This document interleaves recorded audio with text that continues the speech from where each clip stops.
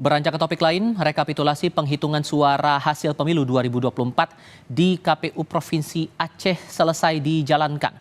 Untuk hasil rekapitulasi Pilpres di Provinsi Aceh, pasangan calon nomor urut 1, Anies Baswedan Muhaimin Iskandar, unggul.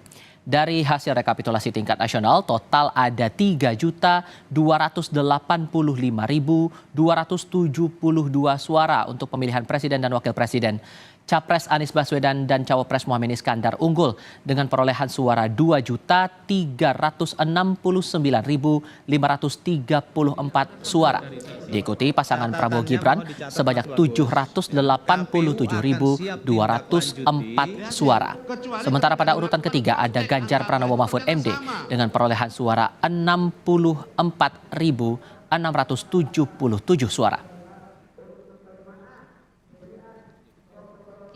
Pasangan calon 1, 2369534. Pasangan calon 2, 787024. Pasangan calon 3, 64677. Sementara itu, rekapitulasi penghitungan suara hasil pemilu 2024 Provinsi Nusa Tenggara Barat, pasangan Prabowo Subianto Gibran Rakabuming Raka unggul. Capres Prabowo Gibran unggul dengan perolehan suara 2.154.843 suara. Diikuti pasangan Anies Muhaimin dengan 850.539 suara. Dan di urutan ketiga, pasangan Ganjar Mahfud memperoleh 241.106 suara. Pasangan nomor urut 1 atas nama Haji Anies Rashid Baswedan dan Haji Ahmad Muhaimin Iskandar 850539. Pasangan nomor urut 2 Paslon 2 2154843.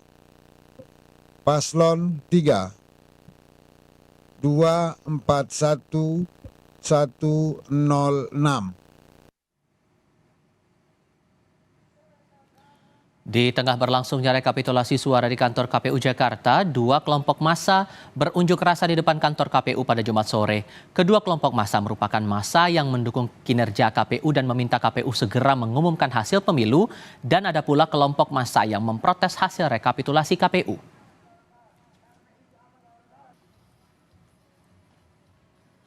Untuk mengetahui hasil rekapitulasi sementara Pilpres 2024, kita akan tinjau langsung bersama dengan jurnalis Kompas TV, Dian Silitonga, langsung dari kantor KPU RI di Jakarta Pusat.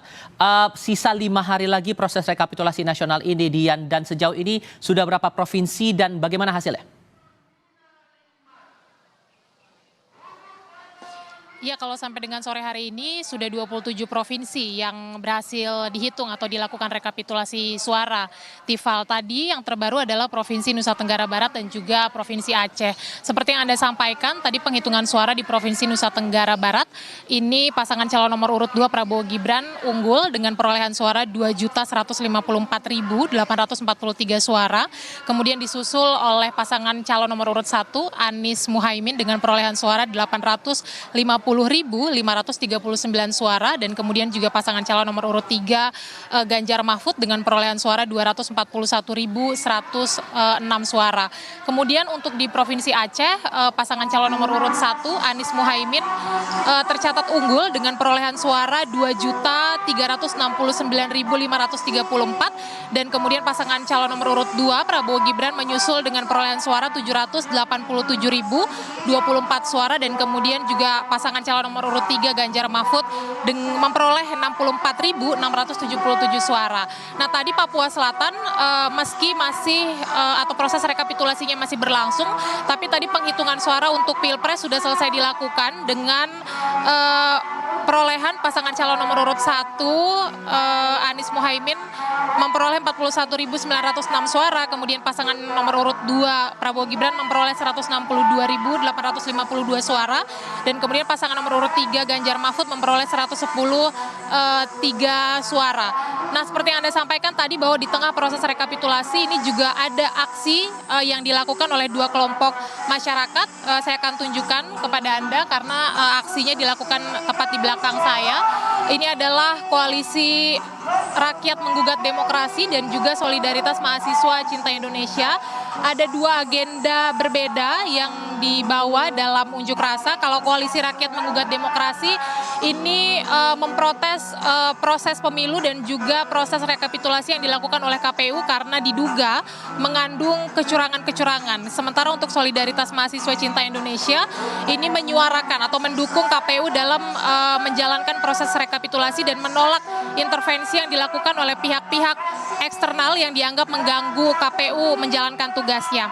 Nah, Tifal, sesuai dengan PKPU seperti yang Anda sampaikan, KPU masih memiliki tenggat waktu 5 hari sampai tanggal 20 Maret untuk menyelesaikan proses rekapitulasi hingga akhirnya nanti menetapkan hasil pemilu 2024. Kita akan nantikan bersama, pantau bersama proses atau jalannya proses rekapitulasi, apakah nanti KPU akan menyelesaikan sesuai dengan tenggat waktu, karena kemarin Komisioner KPU Agus Melas menyampaikan di hadapan wartawan bahwa KPU optimistis proses rekapitulasi ini akan selesai sesuai dengan tenggat waktu, bahkan lebih cepat, tanggal 18 Maret 2024. Kita akan pantau bersama, Tifal.